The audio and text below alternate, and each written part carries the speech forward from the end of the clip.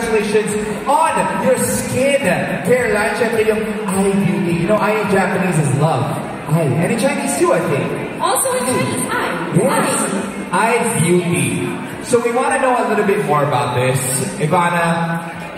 The live stream on TikTok shop. So I was enjoying and then napupush the products and it was so fun na I brought in my whole skincare. Kasi I started it on a website, pero kinlose lang ko siya.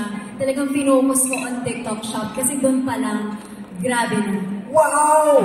But there's a point na kinlose mo yung website niya para lang mag-focus sa TikTok shop. And I think yan yung benefit ng TikTok shop. Idol ka din. Baka meron kang words of wisdom we could give our sellers for today para ma-inspire talaga sila sa 6-6. Nakaka-inspire. Alam mo, isang nakaka-inspire na nagulat ako. Nag-live ako sa TikTok, tapos siguro 2 or 3 hours, kumita siya ng 8 digits.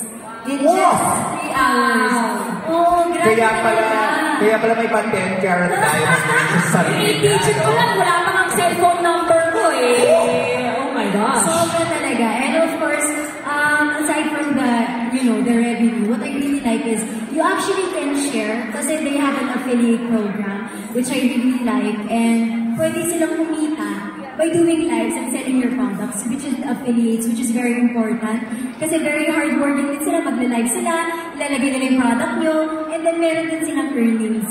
So yun, actually yung sa akin, 90% of my revenue comes from live streams. From our side for all of the partnership that you've extended to us, all of the collaboration. Even this coming 6/6, we're looking forward for a little It's Showtime segment, I'm sure.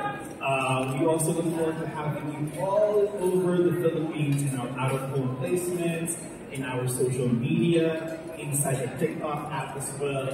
So we really look forward to having your face all over the country this coming 6/6. And as a token of our appreciation, we'd like to present to you the TikTok Shop Celebrity of the Year.